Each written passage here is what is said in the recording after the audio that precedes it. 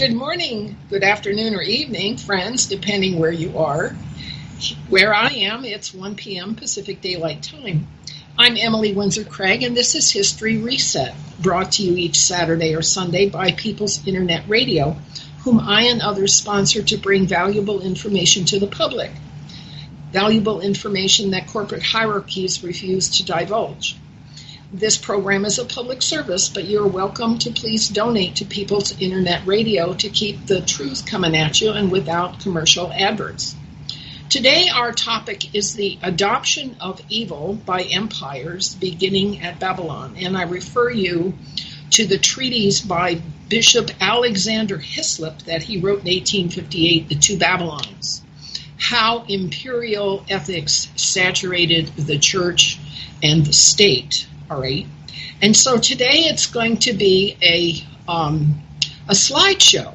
All right, we're going to walk through some links that are on my own website, holyconservancy.org.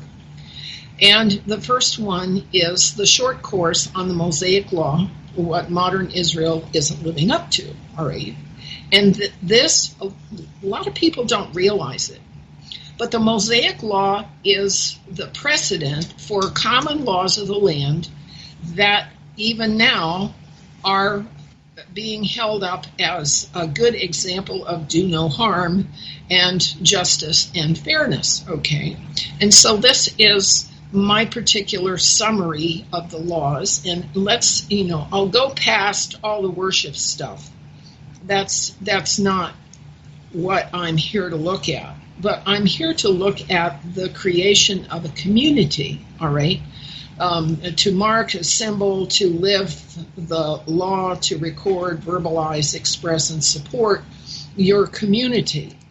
And what are the responsibilities of community in a culture where thriving and doing good and being good people and being responsive and helpful to each other is what is valued, okay?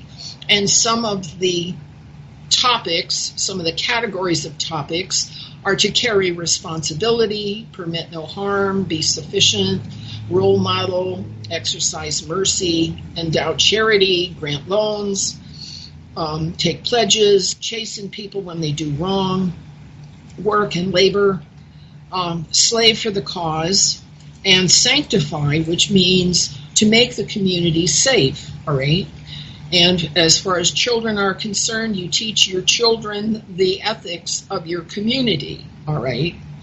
You don't let other people teach your children their ethics. You teach your children your ethics.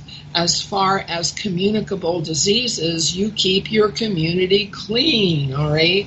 There's ritual, purity, and sanitation, all right? You create a sanitation department and you do your business away from populations and away from food, and you keep your whole self clean.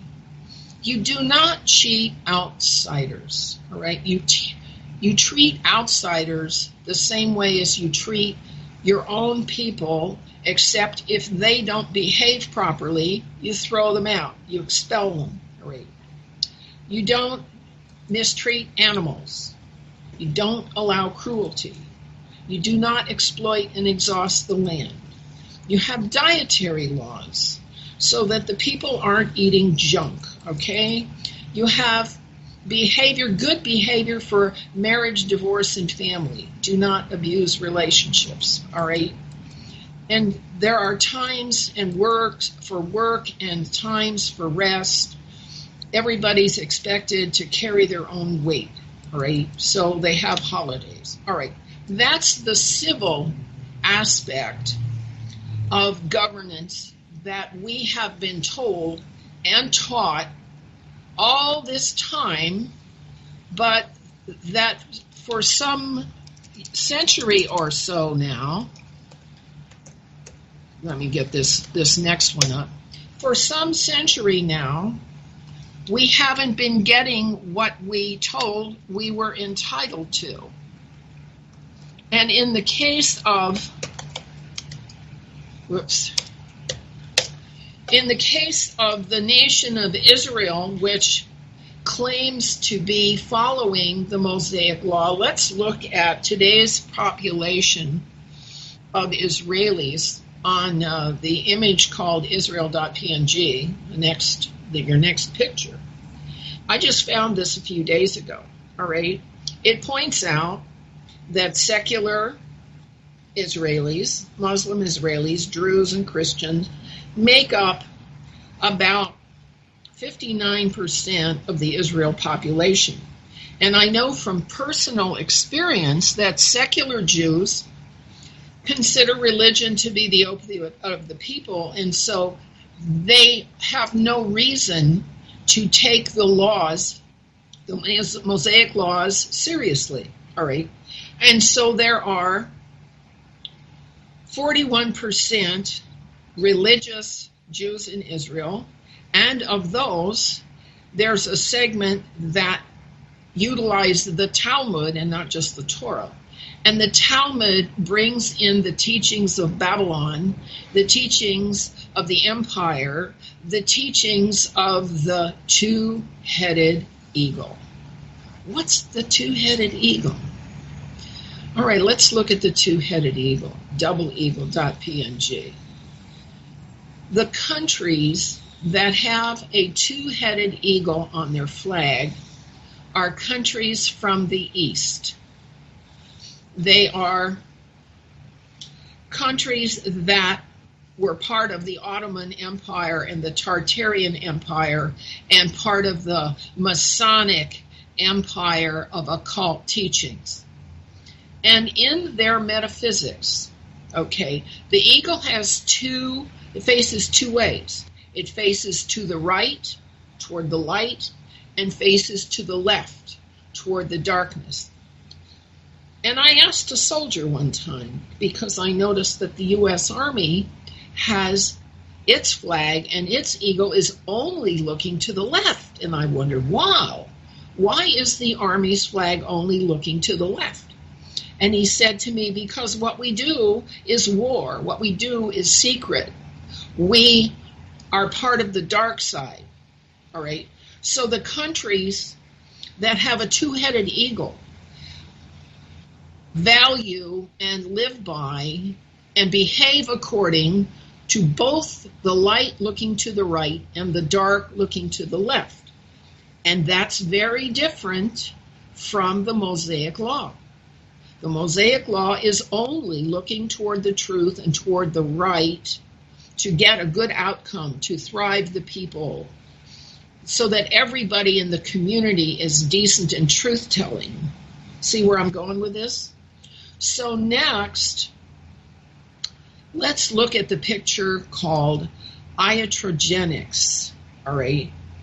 And in the United States today, this is 2013, 6 years ago, but in the United States today, medical error is the third most common cause of death in the United States. 250,000 people each year die of medical error, and another 41% die of suicide.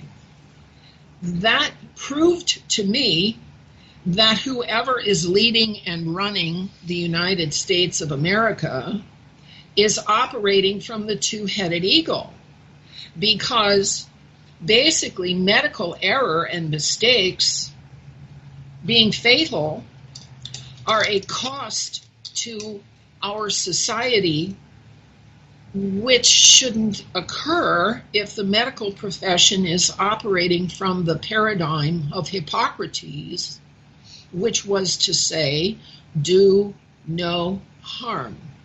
See what I'm saying? All right? So we live in a Western governing situation which isn't just looking to the right, isn't just looking toward the truth, toward thriving our people, toward the honesty and integrity of our Abrahamic seed, of our Bible, of our culture, of our Constitution, which stated as its objective that everyone should have the chance to seek happiness. So what's going on here? Well, let's take a look at some of the bad methods. Okay, some of the bad methods. Bad methods work against everyone. And remember that the left, the ones who have adopted the treachery and tyranny of the, I guess you'd say, the communist, fascist movement, globalist movement, okay, they believe that taking everything down, taking civil society down, is the only way you can fix anything. That's the only way you can fix what's wrong with society, is to destroy it, all right? And so let's take a look at some of the methods. The end justifies the means method that the left and the Democratic Party and the global network of rich tech robber barons are pursuing in and on our world right now. Okay. In the treaties, I've talked about the treaties, that the treaty that Eisenhower signed allowed ETs to continue to abduct, cannibalize, disappear, and kidnap human beings. And there was the Roe versus Wade law that makes it okay, it's not murder, to kill newborn beings, okay? Next, abuse, contaminate, employ cruelty, and ignore. Those methods, abusing and contaminating and ignoring problems, have to do with the lack of jurisdiction of common laws, the common laws that we saw under the Mosaic Law, over corporations and what corporations are able to do in their pursuit of profit. Okay? In their pursuit of profit, what's profitable is addiction, okay? Is big pharma's producing drugs that sidetrack healing, malpractice, iatrogenics, and the harm that drugs and the drug trafficking combines create in our world that we haven't been able to defeat because the source of the harm is not subject to the common law. Next, annihilate, blackmail, erase, martyr, and scapegoat. For some reason, the leaders in the West believe that they have the civil right to go into other countries and just bomb the hell out of other countries. Never mind what happens to the people. And then the people become migrants that come back to the West as hostile migrants with the intention under the Kalergi plan, all right, and the, what do you call it, Colvin-Pivy doctrine, to simply overturn and replace the civil governments that existed up till now. That's the methods of the neocons. Next, apathy, the harping and the preaching and the dogma and the sensationalism and the vilification of people who are trying to solve problems. These are the techniques of our current fourth estate journalism, who are not paying much attention to what's true, but who are paid off and bribed to tell a Hegelian dialectic about every topic, every conflict, every dispute, every event quickly becomes polarized into a dialectic which says this is true and this is false. This is true and this is false. This is right and this is wrong. And the dialectic, even in the case of the recent disappearance or murder of this Mr. Epstein, have you noticed how many people are coming out and saying it's a conspiracy, he's alive, no, he's dead, here's the autopsy report. There are conflicting accounts of the actual facts involved just to keep the pot stirred. Understand what I'm saying? The Fourth Estate journalism is busy stirring the pot in sensationalism and keeping us, the people, from actually knowing what is true. Let's look at the next line. Bribe, divide, network by race, class, and ideology. Okay, this is also part of the Fourth Estate journalism to keep us divided by race, divided by class, and divided by ideology.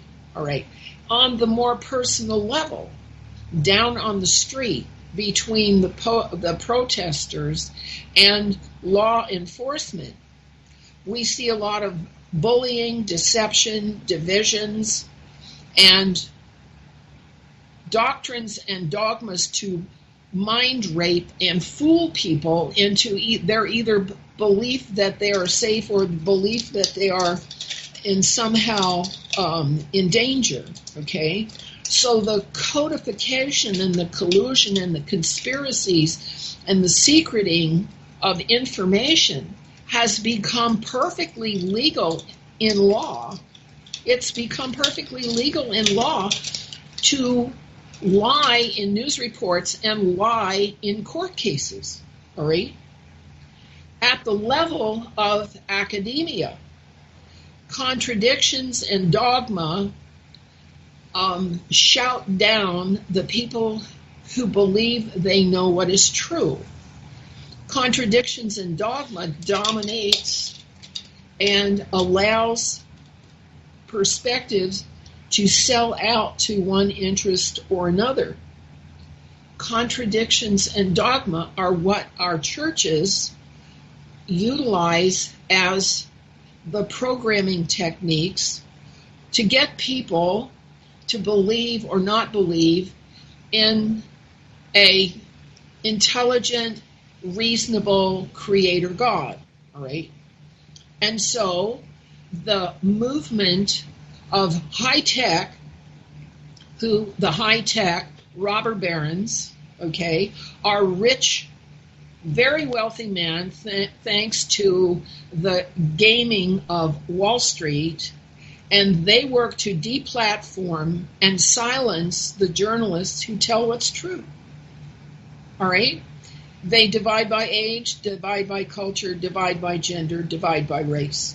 Okay, my experience of dividing by age, I find that young people I encounter on the street are so reluctant to have a conversation with me because they realize we speak different varieties of English, that they avoid even saying good morning. All right? Next, how are the corporations, what are their corporations basing their bottom line profit upon? They now employ vices, all right? Surveillance, okay? War profiteering and logistics and armaments, and security companies and all kinds of safety nets and protection rackets are the rule. So that people are employing vices in order to make a living, and because the media is so saturated in the method of the end justifies the means, all right, there is a neglect of virtues even from the churches. The churches don't talk about virtues. They talk about the safety net, believe in Jesus and everything will be all right. Believe in Jesus and you'll be raptured and it doesn't matter what your behavior is. This is the way they have stupefied us, and they get us to trigger each other. In the psychological domain, all right, people who have opinions are now categorized as being mentally ill just simply for their opinions. If you have a strong opinion about something, all of a sudden now you're a narcissist. And if you're a pushover liberal that doesn't see anything compelling about truth, you become an empath. And if you're really afraid of what you see before your eyes, you become, what do you call it? Not psychopathic. When you're really, really scared, right? And if you make yourself sick trying to be good enough, you're obsessive compulsive. Okay, they have names for all of the feelings and fears that are coming up because the methods that are in use to keep everything under control are so uncivil. And so what we experience is that everybody's in debt, everybody's enslaved to their clock and to their monetary situation. The hospitals are utilizing the parts of the dead to sell to the living, and kids are being trafficked in sex trafficking now in this country the way that it has always been done in imperial Babylon, Assyria, Greece, Rome. The civil culture has reverted to an imperial ethos in which loose kids are just consumable products, all right? Next, gaslighting, all right? Call a corporation and ask them for help with a problem, and they're going to tell you it's not their job. It's not their business. Go look in the yellow pages, all right?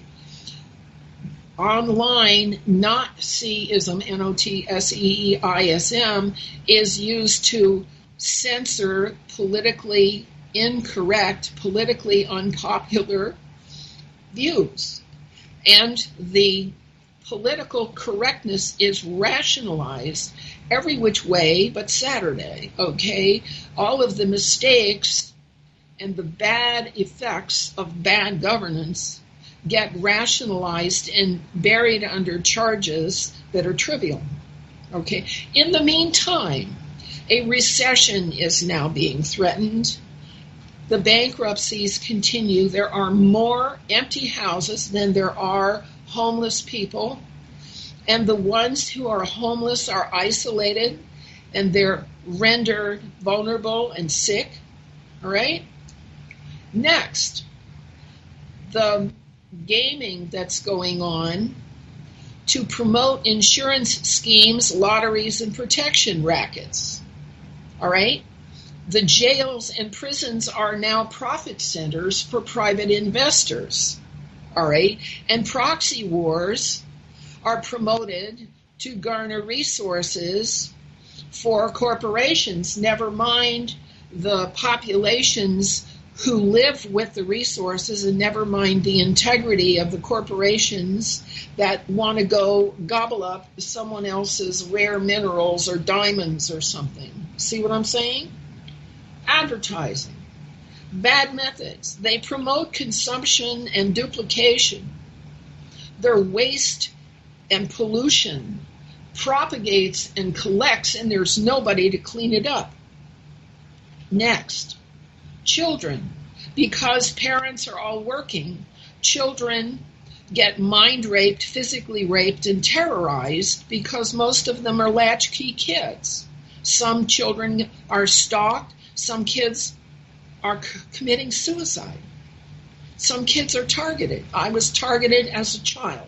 I have never been simply treated by the medical profession. I've always been gaslit, blown off, and told there's nothing wrong with me.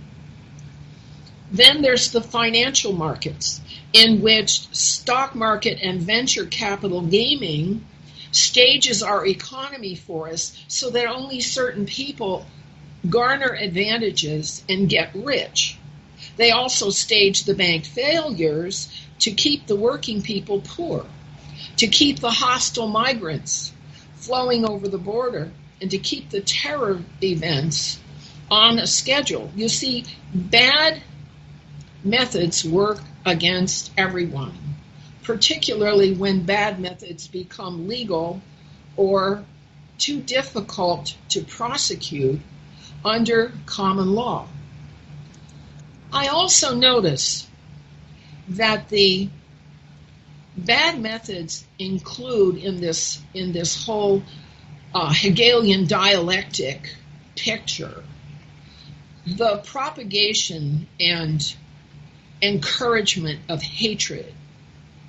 And so what I thought I would do today is look at what Scripture has to say. What did God have to say about hatred that that we need to learn from? Because truly, oh dear, all right, hatred. Proverbs 6:16 through 19. I had that and I lost it. Oh well, let's go find it again. Proverbs 6:16 through 19. You want to call God a renegade, a madman? Well, let's listen to the values that Scripture places on the integrity of the Creator. These 6 things doth the Lord hate. Yes, 7 are an abomination unto him: a proud look, a lying tongue, and hands that shed innocent blood, a heart that deviseth wicked imaginations, feet that be swift in running to mischief, a false witness that speaketh lies, and he that soweth discord among brothers. See what I'm saying? The bad methods are what God hates. And so we have to deal with the fact that the methods for economy, the methods for education, the methods for journalism, the methods for setting 2 forms of law against each other, the methods of treating the sick, the methods of treating children, the methods of treating the aged, the methods of calming fears, resolving problems, conflicts, and disputes. Those methods have deteriorated to the point we no longer live in a civil society. And all of the claims that our leaders are making that they're trying to fix the problem because their methods have deteriorated into uncivil gaming against people. Those methods are going to have to get fixed one way or another, or we're never going to be a civil country again. Now, I don't know if you want a civil country where the people who get a good outcome are the people who do good things, and the people that do bad things get disrupted, corrected, and put back on a path to doing good things. Now, I realize China is making a serious effort to get their people to do good things. They even have social media which keep track of the individual's every act, every action, in order to get all the people to do good things. I don't know what life is like in China. I'm not there. But their leadership at least understands the principle that if you want a good outcome for your nation, you have to encourage the one-headed eagle that looks toward the light and doing the right thing and saying the true thing and being responsible according to your actions and not just tickling your head with doctrines. See what I'm saying? All right, so I've only gotten a half an hour into this, and I'm going to check with my producer, Steve, and see if he's ready to bring on some of the folks at People's Internet Radio so that we can discuss this. For you at Facebook, you'll find us now at People's Internet Radio. And thank you so much for coming by. I'm here, Emily. Aha! All right. So what do you think? What do I think about what? Bringing somebody on? See if they want to come on? Well, yeah, that too. Well, I think you just asked. So if anybody does want to come on, they're welcome to. All right. Now, did you hear basically and see what I was doing? Yes. Were you following? Yeah. Yes. Okay. Oh, I was trying to. trying to. Uh-oh. That does not bode well.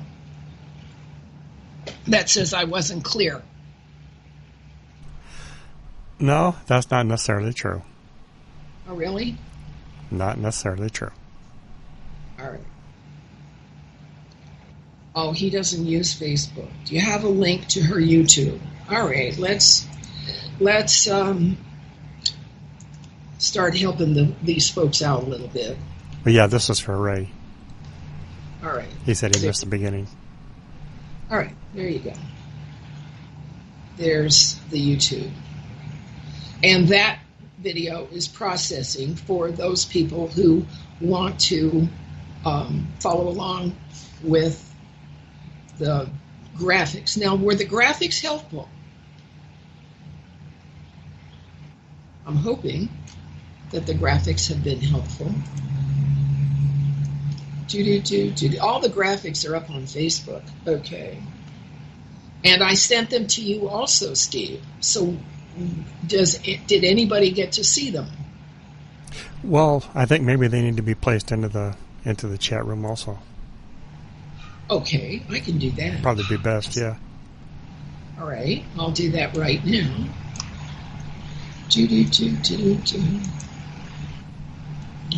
You're not done already, are you? Basically, yeah. Oh, goodness. It's, I explained the situation, and now we need to think about what we're going to do about it. And there are the graphics that I talked about.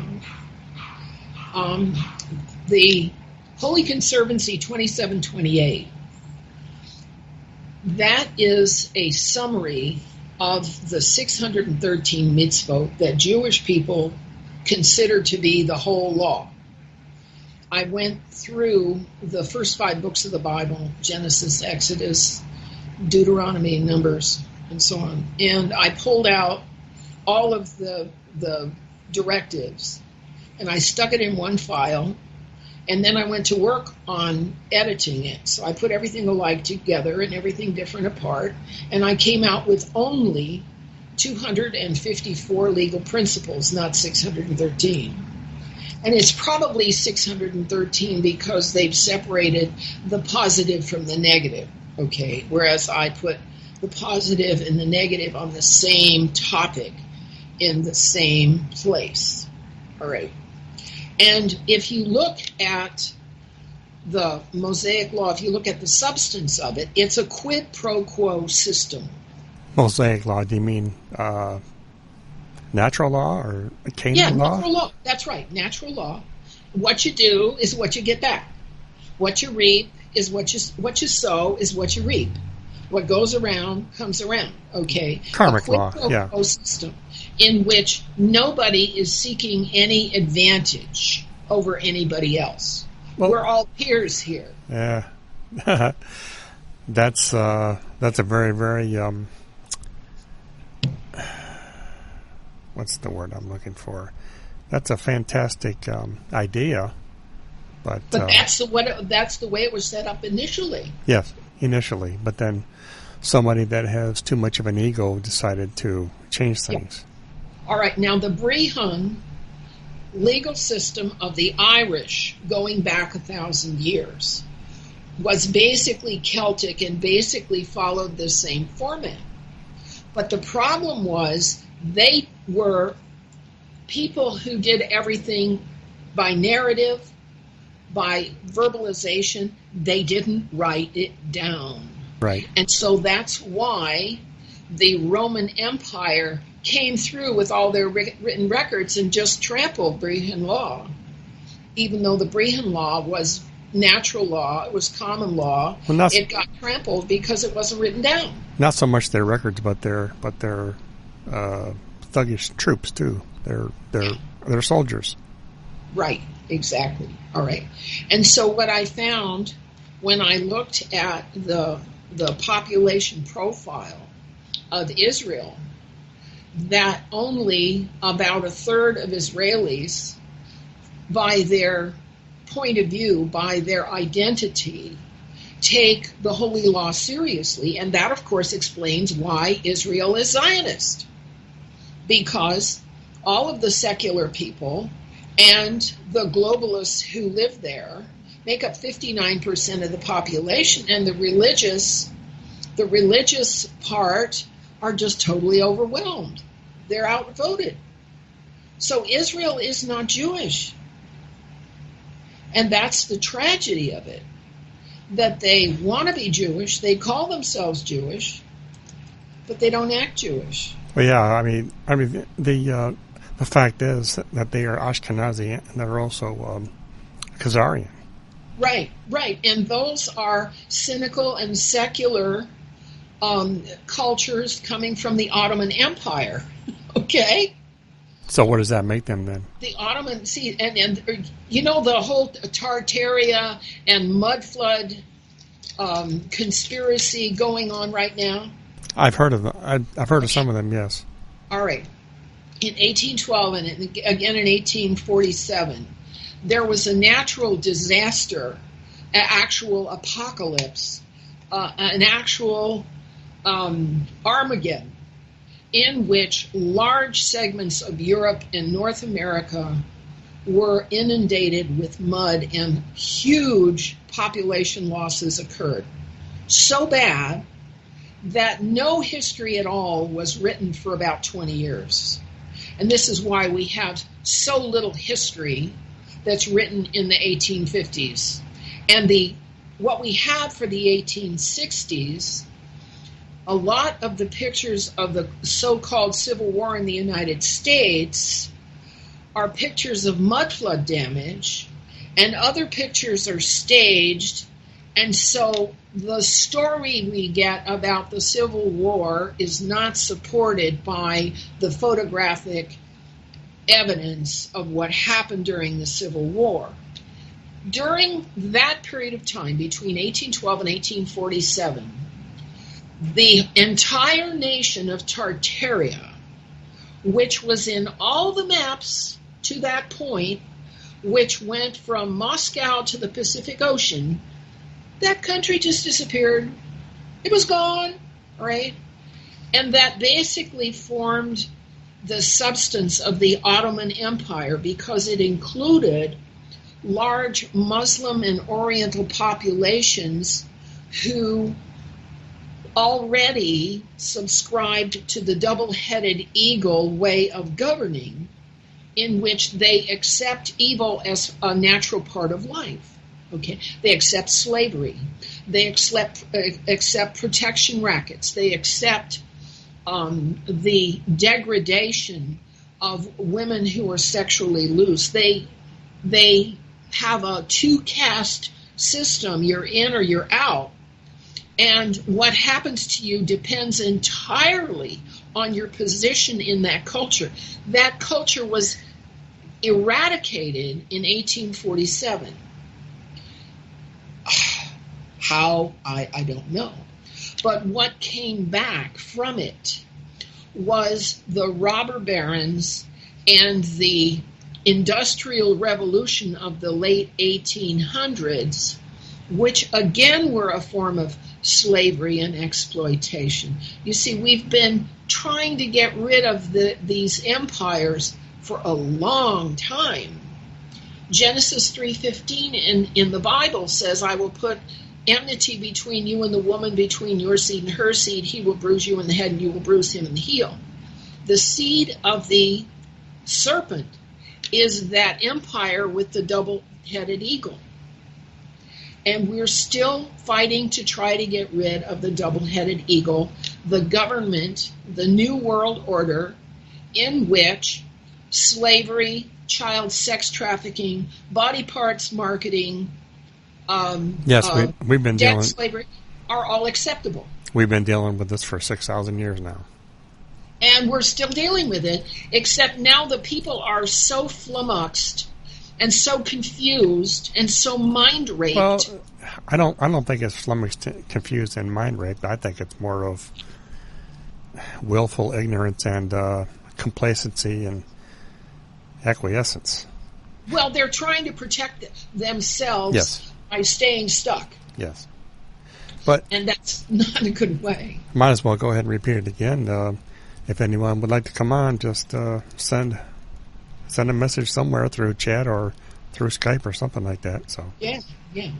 All right, so we got rid of the Tartarian Empire, which was cynical and nihilistic, and in which the Masonic orders dominated because the architecture is all straight out of the builders, the builders' Masonic orders. well, the Masonic orders still dominate, though. Yes, and they have the double-headed eagle because the leadership does one thing and the people at the bottom do something else. They're the double-dealing people is the Masonic order. And that's what I found very, very early when I went to some Rainbow Girls meetings that are part of the Masonic order. That what they taught to their members, especially young members, was metaphysical mumbo jumbo, which had nothing to do with solving any problems. In fact, what they teach is that if you think about a problem, you make it worse. What do you mean by metaphysical mumbo jumbo? Form an altar to the east and set this here and set that here and recite this and then recite that and have this guy stand here and that one and then move and process and march. Well, that kind of stuff. That sounds just like all the other Masonic temples. I don't know most of them now, but yeah, liturgical mumbo jumbo is what they teach their members. Uh-huh. And they teach their members that the more you think about a problem, the bigger the problem gets, which is the opposite of the metaphysical principle that opposites attract. Here, electronically, opposites do attract. And if you have attracted a problem, you got to deal with it. You see how the teachings of the elites have disabled the people who want to solve problems empirically from laws of causes and effects, which is all about the disciplines of conflict analysis and resolution that I spent 5 years studying at university. That was 25 years ago. And what I still haven't figured out is why those disciplines just simply utterly disappeared off the map. Since I left graduate school in 1993, those topics just don't even come up. It's as if they never existed, wherein it's a fact that there are some denominations in the Christian community. The Quakers are trained in terrorist negotiations, and the Mennonites are trained in group problem solving. That in those small groups, they're still using the techniques of problem resolution and conflict resolution. But for the rest of the Christian church, it doesn't exist. And this is why this is why I say the Christian church has been overturned by distractions. Jesus Christ was a very ascetic,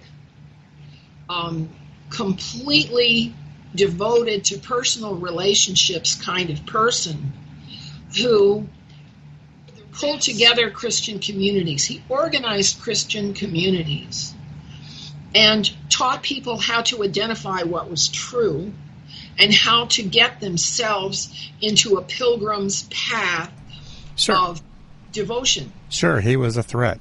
He was a threat to the system. Okay, and he was an anarchist. The churches don't do that. He was an anarchist. Well, you know, they did up until the Rockefellers changed it. Stuck their nose in it and, changed the situation. And the Rockefellers. The pastors, probably not so much the Catholic priests, but the pastors, the reverends, they were all leading the charge of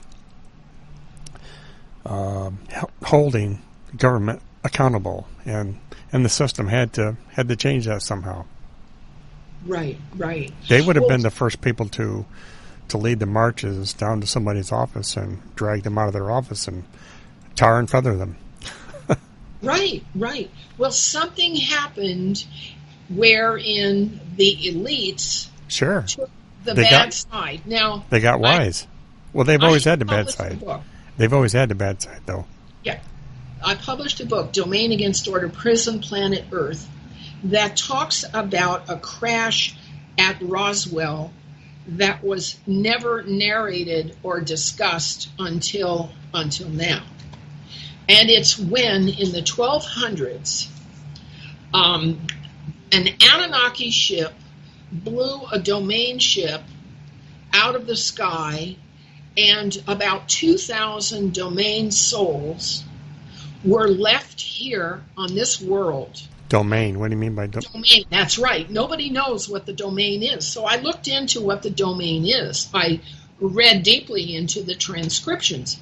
The domain souls are from Harmonious Universe 1. They're billions of years old. They're absolutely brilliant. Absolutely brilliant. They're at a level that is actually above the creator, sovereign guy who took over 26,000 years ago, Yahweh. Okay. They're at a level higher than Yahweh. They came here in the 1200s and were left here, and they began incarnating here. And isn't it coincidental that's just about the time that the Reformation started?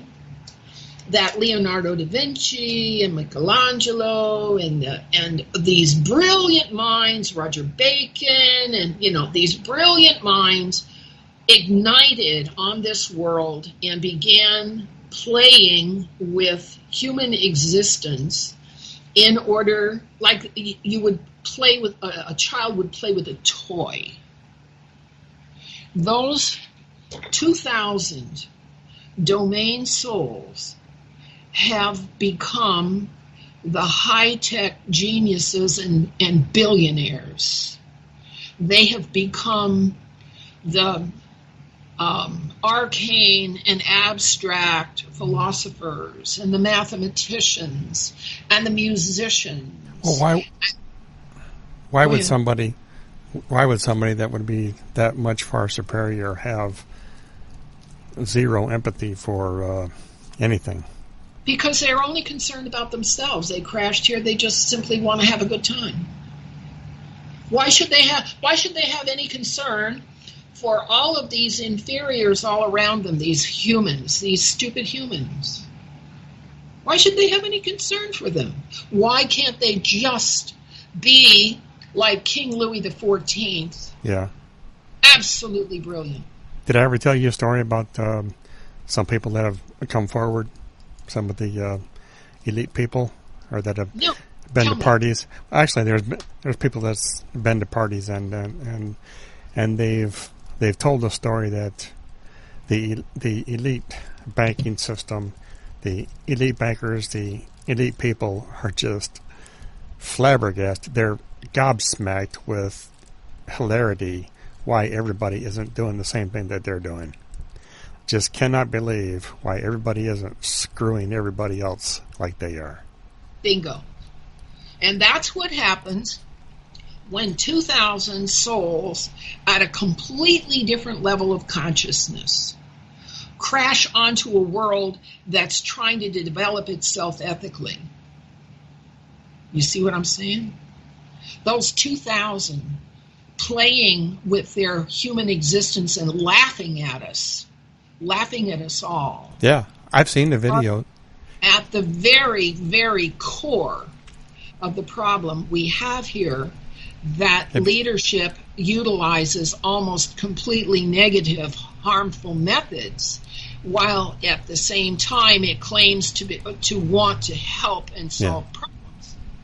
Do you remember some of the videos of the Occupy movement, Occupy Wall Street? Have you ever seen some of those?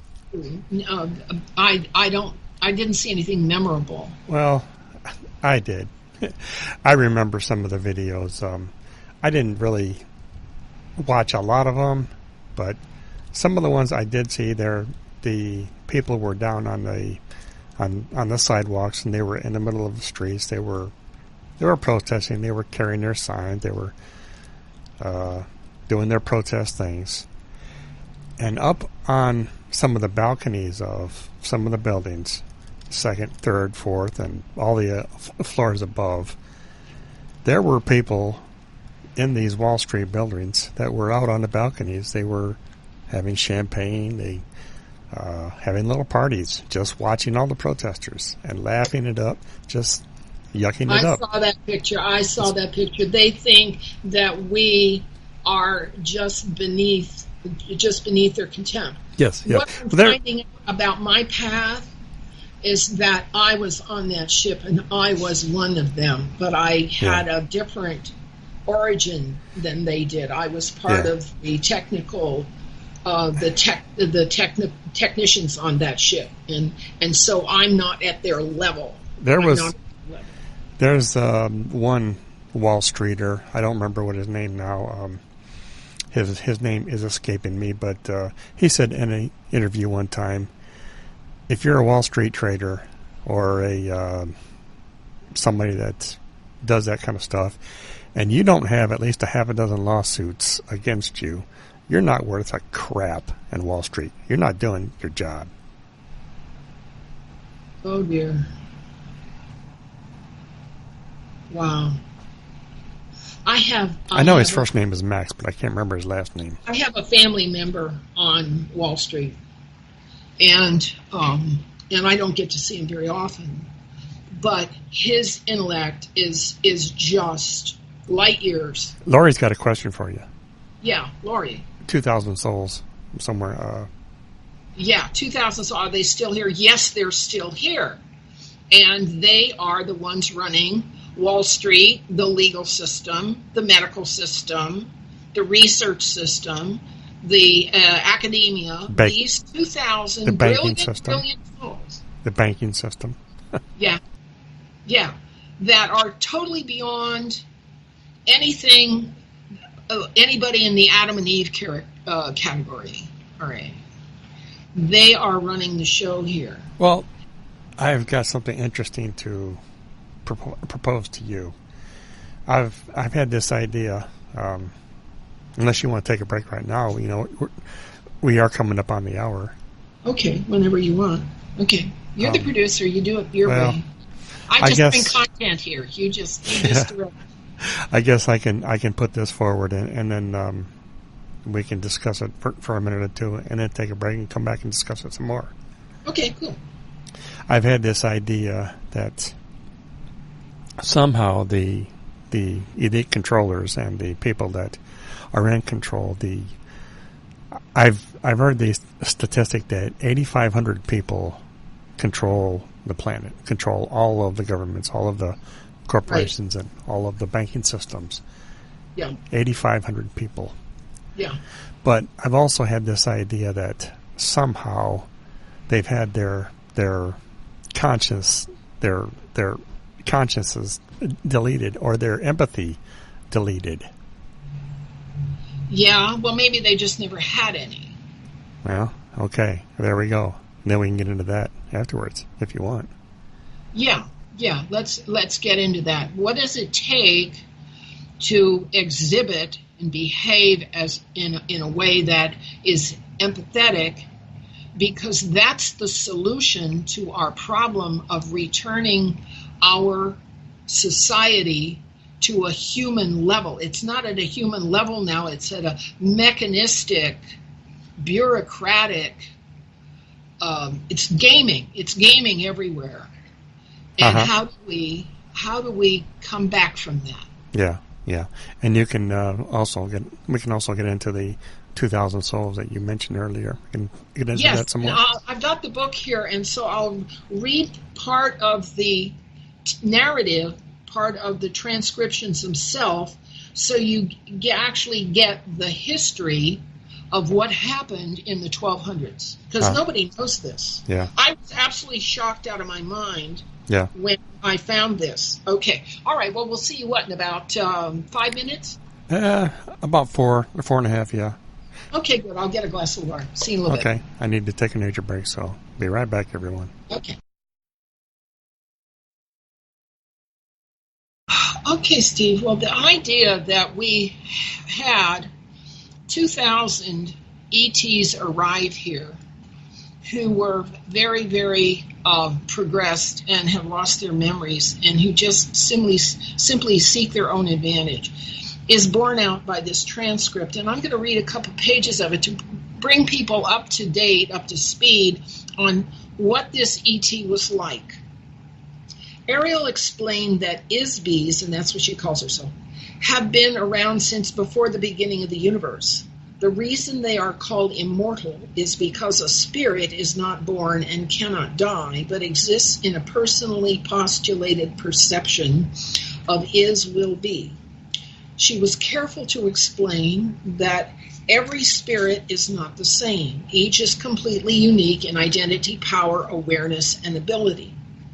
I'm going to interrupt myself here. There's another book that talks about the beginning of the universe, and that is The Right Use of Will by Cian de Rohan, just for anybody's information. Now I'll continue. The difference between an Isbi like Ariel and most of the Isbis inhabiting bodies on Earth is that Ariel can enter and depart from her doll at will. She can perceive at selective depths through matter. Ariel and other officers of the domain, they can communicate telepathically. Since an Isbi is not a physical universe entity, it has no location in space or time. An Isbi is literally immaterial. They can span great distances of space instantly. They can experience sensations more intensely than a biological body without the use of physical sensory mechanisms. An Isbi can exclude pain from their perception. Ariel can also remember her identity, so to speak, all the way back into the dimness of time for trillions of years. She says that the existing collection of suns in this immediate vicinity of the universe have been burning for the last 200 trillion years. The age of the physical universe is nearly infinitely old, but probably at least 4 quadrillion years since earliest beginnings. Time is a difficult factor to measure, and it depends on the subjective memory of Isbis, and there has been no uniform record of events throughout the physical universe since it began. As on Earth, there are many different time measurement systems defined by various cultures which use cycles of motion and points of origin to establish age and duration. The physical universe itself is formed from the convergence and amalgamation of many other individual universes, each one of which were created by an Isbi or group of Isbis. The collision of these illusory universes commingled, coalesced, and were solidified to form a mutually created universe because it is agreed that energy and forms can be created but not destroyed. This creative process has continued to form an ever-expanding universe of nearly infinite physical proportions. Before the formation of the physical universe, there was a vast period during which universes were not solid, but wholly illusory. You might say that the universe was a universe of magical illusions, which were made to appear and vanish at the will of the magician. In every case, the magician was one or more Isbis. Many Isbis on Earth can still recall vague images from that period. Tales of magic, sorcery, and enchantment, fairy tales, and mythology speak of such things, although in very crude terms. Each Isbi entered into physical universe when they lost their own home universe. That is, when an Isbi's home universe was overwhelmed by the physical universe, or when the Isbi joined with other Isbis to create or conquer the physical universe. On Earth, the ability to determine when an Isbi entered the physical universe is difficult for two reasons. The memory of Isbis on Earth have been erased, and Isbi's arrival or invasion into the physical universe took place at different times, some 60 trillion years ago and others only 3 trillion. Every once in a short while, a few million years, an area or planet will be taken over by another group of Isbis entering into the area. Sometimes they will capture other Isbis as slaves. They will be forced to inhabit bodies to perform manual or menial work, especially mining mineral ores on heavy gravity planets such as Earth. Ariel says that she has been a member of the Domain Expeditionary Force for more than 425 million years when she became a pilot for a biological survey mission which included occasional visits to Earth. She can remember her entire career there and for a very long time before that. She told me that Earth scientists do not have an accurate measuring system to gauge the age of matter. They assume that because certain types of materials seem to deteriorate rather quickly, such as organic or carbon-based matter, that there is a deterioration of matter. It is not accurate to measure the age of stone based on the measurement of the age of the wood or bone. This is a fundamental error. Factually, matter does not deteriorate. It cannot be destroyed. Matter may be altered in form, but it is never truly destroyed. The Domain conducted a periodic survey of the galaxies in this sector of the universe since it developed space travel technologies years ago. A review of changes in the complexion of Earth reveal that mountain ranges rise and fall, continents change location, the pole of the planet moves around, ice caps come and go, oceans appear and disappear, rivers, valleys, and canyons change. In all cases, the matter is the same. It is always the same sand. Every form and substance is made of the same basic material, which never deteriorates. Okay? This is a different metaphysics from what is taught anywhere.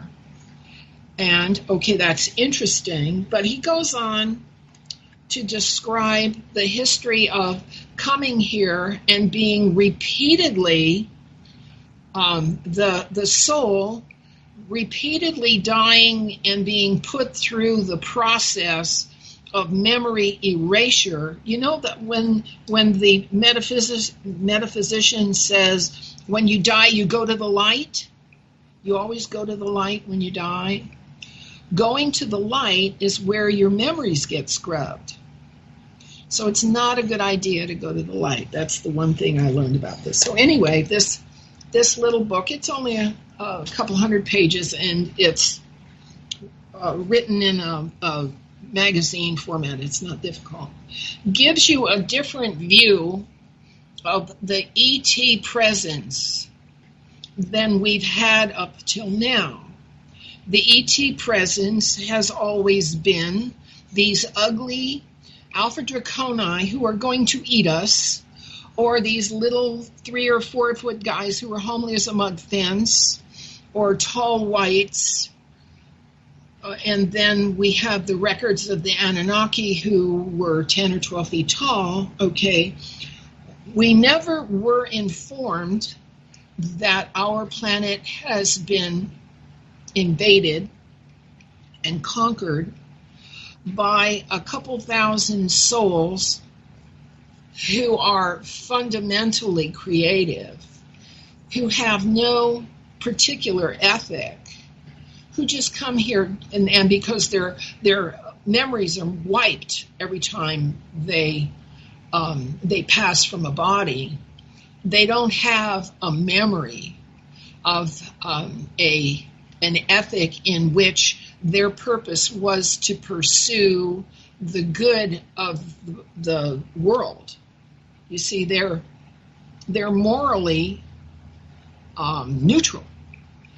And the way that plays out in our society is that you'll notice in maritime admiralty law and UCC codes and administrative codes, there is no morality. It's all just neutral. So we know that these minds have conquered our world with their neutrality, with their inability to even understand right from wrong. If you've looked at the Iron Mountain report, which is it's a 2.5 hour video on YouTube, and the report itself is also available, the narrative of that report and the fundamental assumption by the generals and soldiers and bureaucrats creating that report was that there's no such thing as morality. It was a completely moral neutral report, which the United States government has been holding to as its method for dealing with the future since it came out in 1967. All right, so we're talking about 52 years of the U.S. government, the military-industrial complex anyway, having completely dumped morality and goodness and decency overboard. And I think that gives us a larger sense of the true problem here, that it is over the heads of most of the humans walking around. It's over our heads. And that kind of explains why the empire of Tartaria, which was very cynical and nihilistic and followed the usual Masonic double ego form of ethics, was eradicated. But the empire is still in charge. The military-industrial complex is the neocon faction of the Republican Party. And so although I am not a partisan, because I understand that the neocon faction thinks that what we need is a worldwide war. And to me, that's crazy. And maybe it's crazy to some other people too. But how do we stop them? How do we stop these fabulous minds from, in a neutral ethic, simply design and bring about the total destruction of this world? Because that's what it looks like. That's where they want to go. That's where, I don't know. What do you think, Steve? Well, I was going to interject with another thought while we were still on the break there, but you were doing so good that I didn't want to interrupt you. Okay, so go ahead and interject your thought. I'm ready for it. There is I believe he is deceased now, but his name was Dr. Pete Peterson. He was a inventor He had several I heard them. technological inventions. Yeah. I believe his grandfather. I just looked at something a few minutes ago, and I think it said his grandfather was a contemporary of not Thomas Edison, Nikola Tesla. Okay. He worked with him and maybe tootled underneath him or something. But anyways, this Dr. P. Peterson has several PhDs, and I seen him on an interview one time. He said it is believed in the inner circles of the elite that 15% of the world's population is immune to the manipulations of today, the propaganda, the deceptions that are put forth by government and media. And I want to get your thoughts on that. Maybe get 15%. Yeah, 15%. And that transcends all races. So maybe Yes. it's a alien DNA type of a thing. Maybe, I don't know. Okay, well, the figure I get is 9%. 9? Okay. Yeah. Well, he said it 9%. was 15.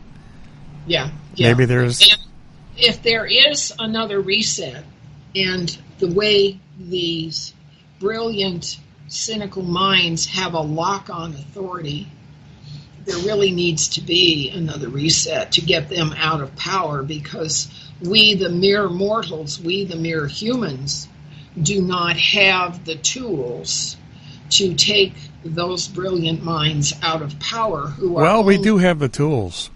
We just need the mindset. We need a little bit of corporate backing to be able to break the. Corporations are where they are. Yes, I know, but statistically showing, studies have shown that 10% of highly motivated people can change societies, either for the good or for the bad. That's all it takes is 10%. But we've got to get control of what is factual and what's not factual. Well, I still believe that's why they invented the internet for us. I sure hope so. Because today the first thing I saw was the Hegelian dialectic that said, one, Epstein died of being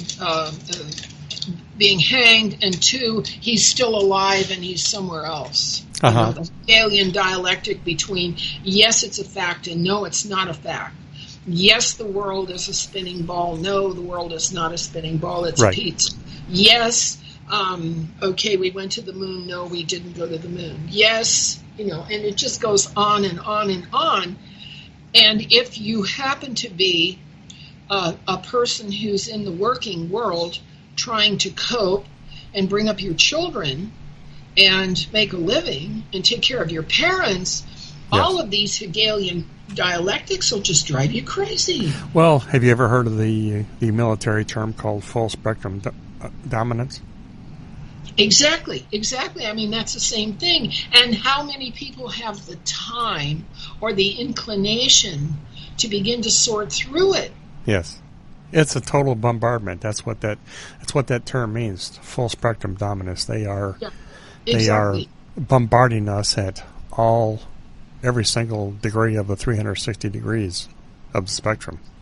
Exactly right. And then the psychologists come along, okay, and anybody who has a strong opinion becomes a narcissist, and anybody who's uncertain and just doesn't know what's true becomes an empath, and the paranoid is the person who happens to be scared to death right now, and the schizophrenic is the one who doesn't know whether to believe their intuition or their cognition. And, and it goes on and on. The psychological labels are used as a form of mind rape and mental abuse to keep people from seeking more, to know more so that they can get out of a box. I've seen that happen. the use of people use those labels, those psychological labels, against members of their own family who have opinions that they don't share. Sure. I really, I really shouldn't say this, but I might as well. How does someone that gave birth to you, or me in particular, tell you, if you hate this country so much, why don't you just leave? How many times have people heard that? Well, the way I've heard it is your opinions are so over the top. I'm afraid to let you spend any time with my children. Yeah. Okay. I'm afraid to bring up this topic because your opinions are just so unlike everything I know that we can't talk about this. Yeah, exactly. That's called cognitive dissonance. Exactly right.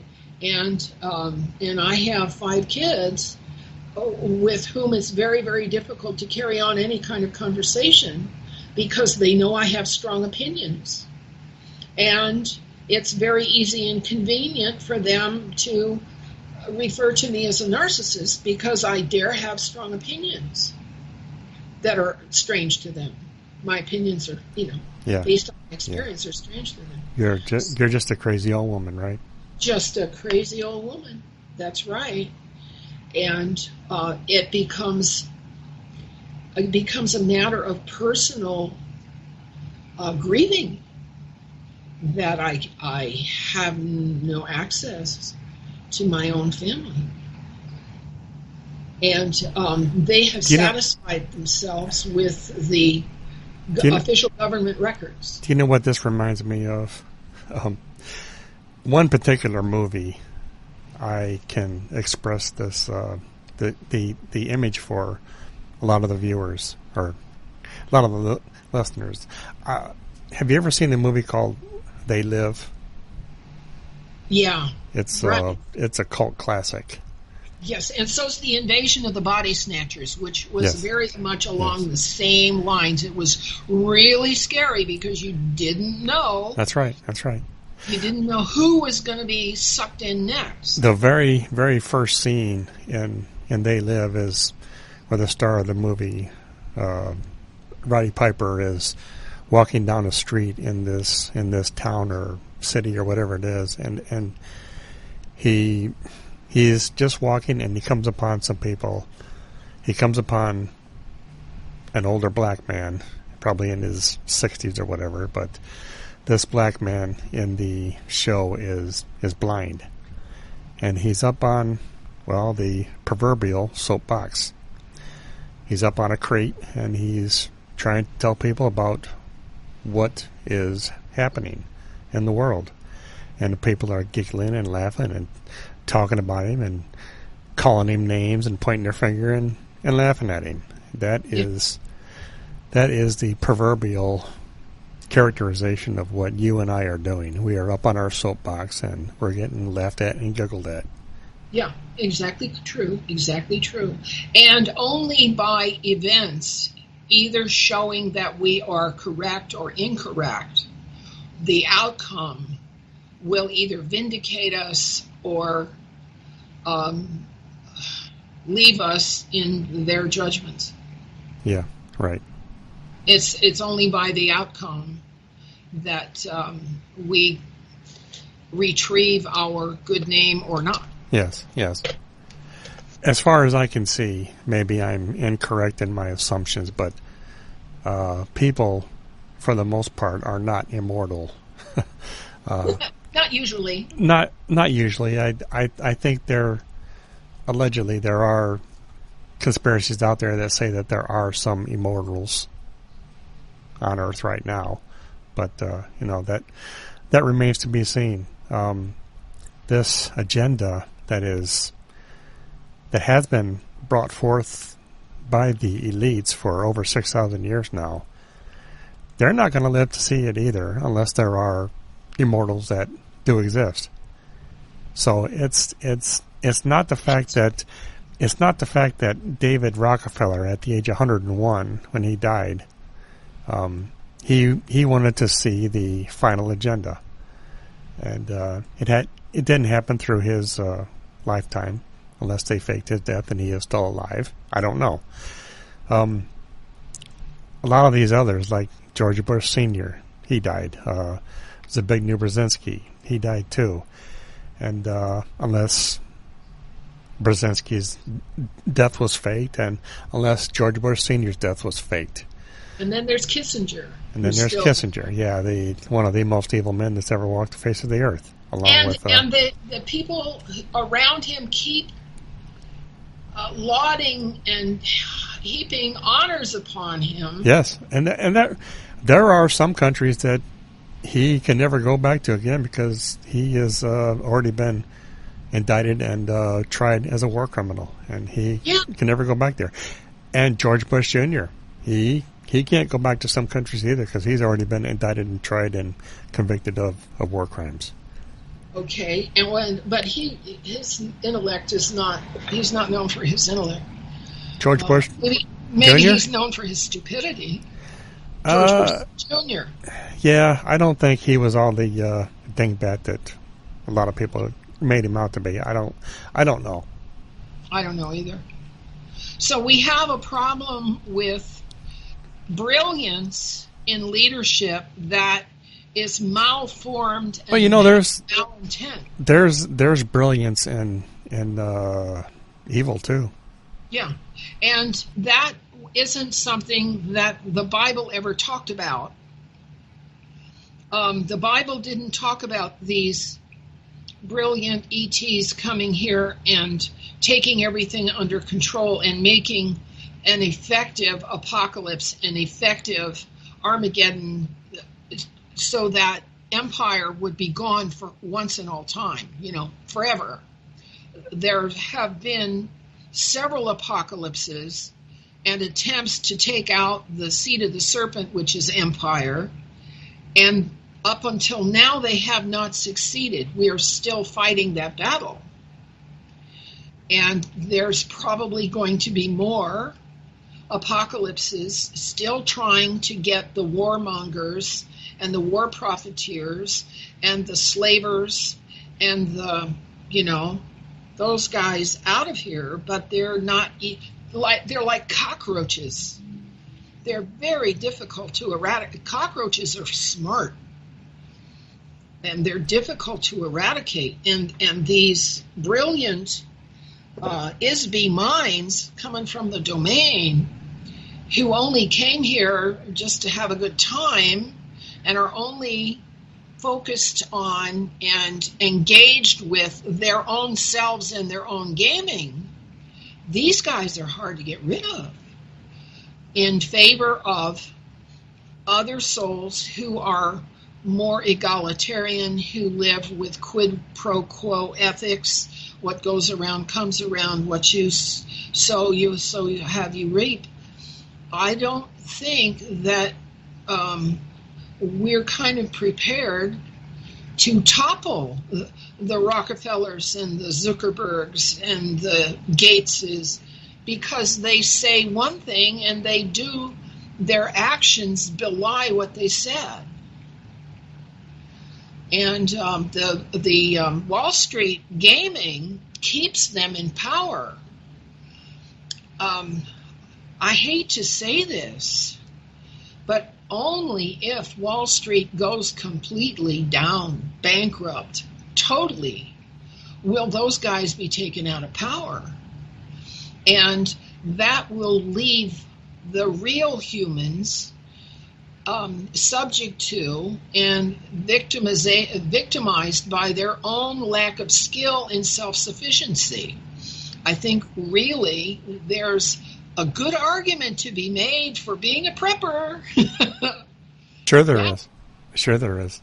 Sure there is. Have you ever seen a little video of a little black girl that went around and interviewed some people? No. No. I had a screenshot of that video she did one time. on my Facebook profile, or not the profile, but the picture that goes up above your profile there, Yeah. the wall or whatever it is. Yeah. I gotta bring that up so I can get this straight. I don't want to get it incorrect. I gotta go in and find that picture. Let me see here.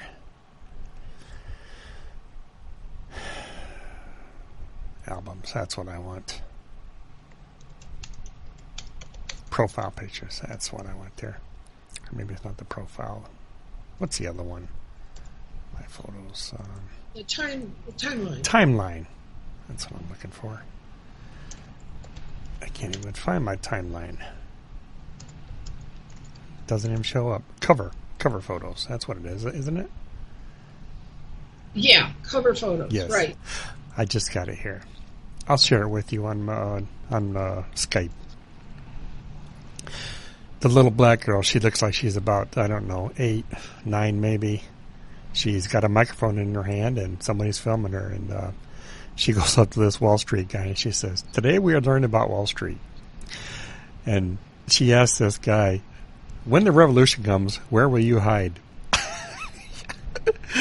And I actually seen that video, and that's what she did. And this guy just giggles at her and gives her some BS answer. But she asked a truthful question. She wanted to know, when the revolution comes, where will Wall Street people hide? And where will they hide? Do you want to hear the real irony of it? In their bunkers. Oh. Well, the real irony of it is the only reason I'm alive is because of a guy on Wall Street. Yeah.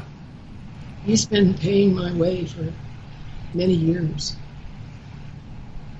And that really forces me to think twice about what I say about anything. Uh-huh. Because, yeah, Wall Street has kept me alive for about 15 years. So, and I deplore the gaming and the outcome and how it works. Oh, I see. There it is. Yeah. That's a screenshot from that video. Yeah. That's a good little screenshot. But at the same time, it has kept me going. Uh-huh. Personally. Yeah. Personally, it kept me personally going. Yeah. And yeah, 2 of my kids are corporate staff. Yep. That have been supporting my work, despite the fact that they're horrified by what I'm doing. Uh-huh. Yeah. And so it's a very tangled web here. Yeah. And so on one hand, I have to say thank you very, very, very much. And on the other hand, I look at the system, the corporate statute system, and the finance gaming, and I say, there really ought to be a better way. It's not a method that operates from quid pro quo. Uh-huh. Or even from the seed money law of prosperity. There's a law of prosperity in which if you give out 10% of your income and pay it forward, the universe gives back everything you need in order to prosper. Uh-huh. Seed money, the law of tenfold return. And I've published that little monograph on seed money, the law of tenfold return, in at least one of my books because it never fails to work. It's why the Mormon Church is so rich, because they all practice the 10% tithe. It's why Israel is so rich, because they practice the 10% tithe. And yet the churches, not only do they not teach hygiene, thrift, and law to their children, they don't teach paying it forward, the law of seed money, the law of tenfold return. So the churches that I've been trying to rationalize and justify are doing practically everything to make us revert to the bad methods that are in our faces. And so, even though they claim, like our leadership, the churches claim that they're there for the good of the community, the Christian community, in their practices and in their behavior, they don't do anything that leads to a good outcome. And that's why they're dying.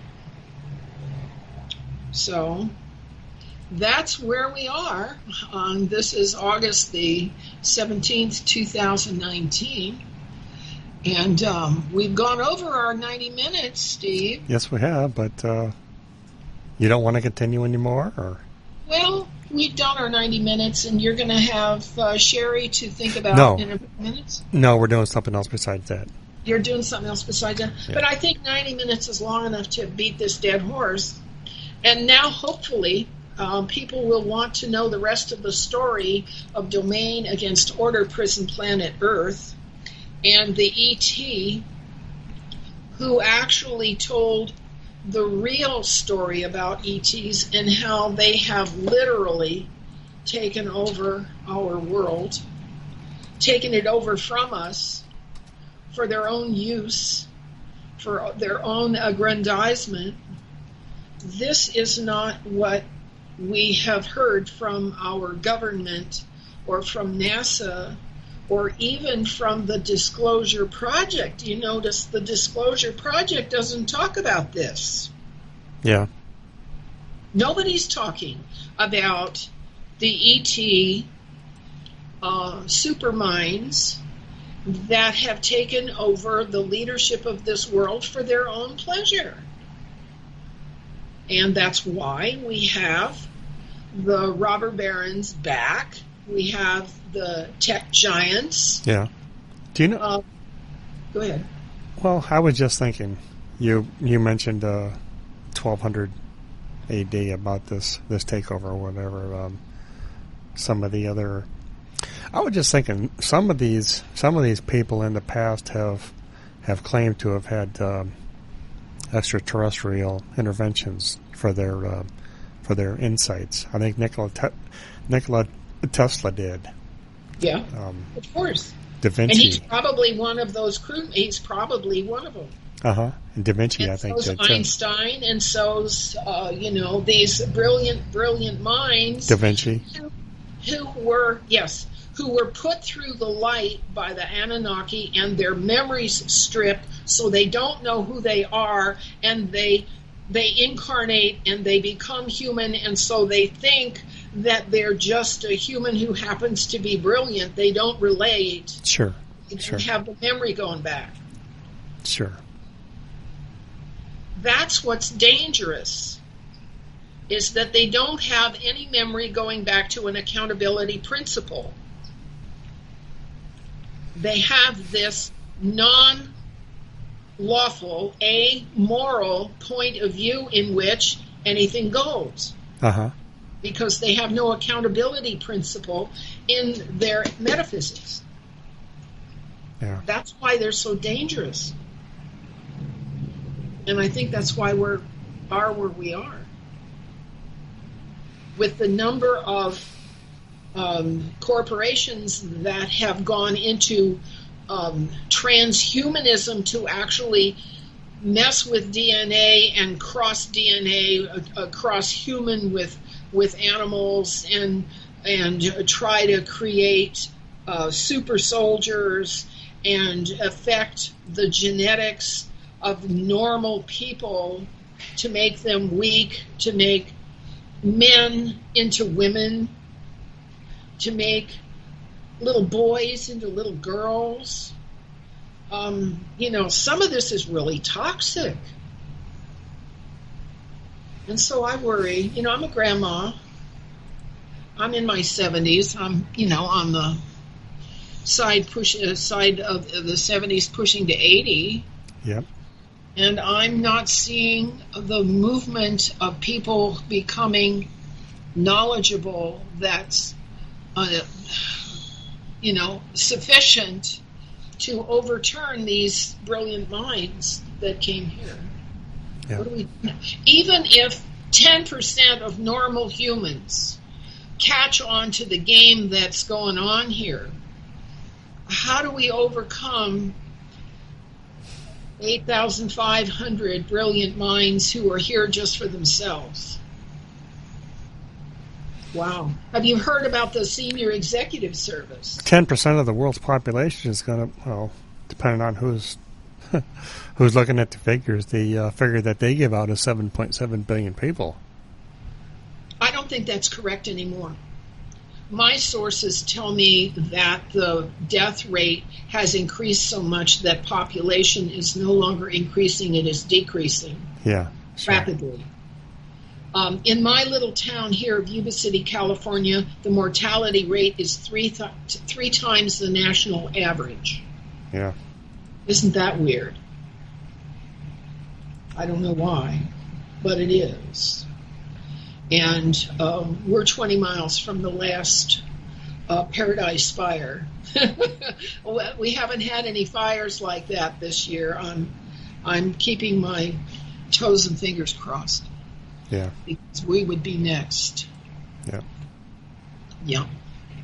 So that's it for today.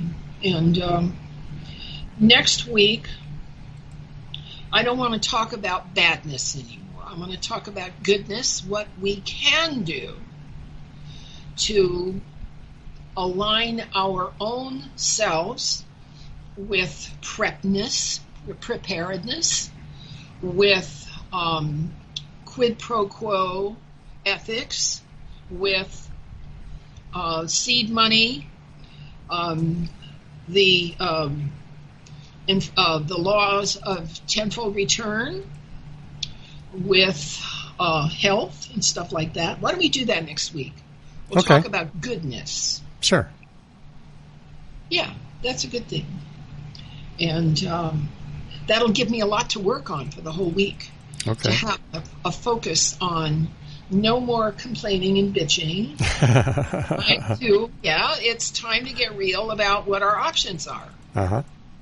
Yeah, because it's easy to complain and bitch. Yeah. Sure it is. Sure it is. So why don't you put on some music, and then I'll see you next week. All right. I'll do that. Okay, sweetie. It's been fun today. You help out a great deal. Okay. Thank you. Bye. Bye-bye.